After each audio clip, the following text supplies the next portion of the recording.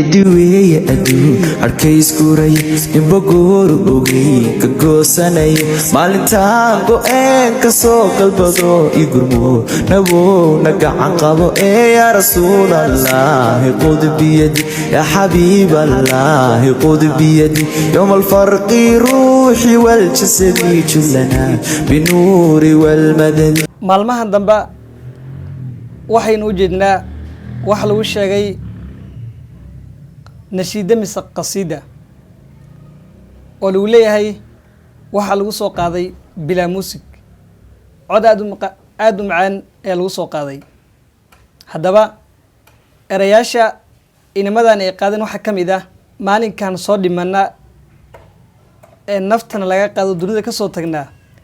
nabowna gacan qaba yaa rasuulallahi khud biyadii in ambiyada mise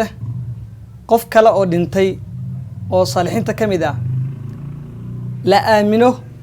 in uu maalinka qiyaamaha badbaadin kara oo la baryaayey oo adducaa ligayri illaah waana shirki maxaad u baryaysaan nabiga sala allahu calayhi wasalam idinka oo dhihi kara yaa allah na badbaadi maalinkii qiyaama nabiga sala allahu calayhi wasalam gabadhiisa faatima ayuu ku yidhi faatimoy maalkii waxaad doonta iga weydiiso balse laa ugnii canki min allahi shay-a shafaacada iyo in qofka uu yidhaahda waa shafaaco weeye shafaacada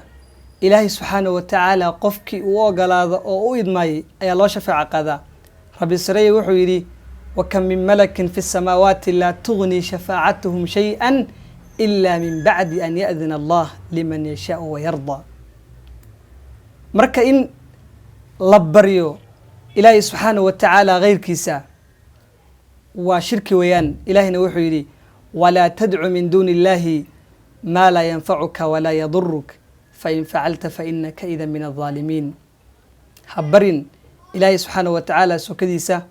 wax haddii aad baridid aan wax kuu dhibi karin waxna kuu tari karin haddii aad saa samaysid haddaba adigu waxaad ka mid tahay dadka dhaalimiinta ah in marka qofka waxa fiican waxa aad faafinaysid waxa aad dadka la wadaagaysid in aad iska hoysid ayaa fiican balse wax aan jidhin in aad dadka la wadaagtid aadna sii faafisid waa khatar weeyaan ilaahay subxaanahu watacaala ha ina tuso dariiqa toosan waxaan jeclaystay inaan intaa yar baraarujiyo waayo waxaan u jeeday dad badan oo baraha bulshada ku faafiyey qayb isdul saartay iyo qayb dhihiisa waa nashiida macaan ee sii faafiya asalaamu calaykum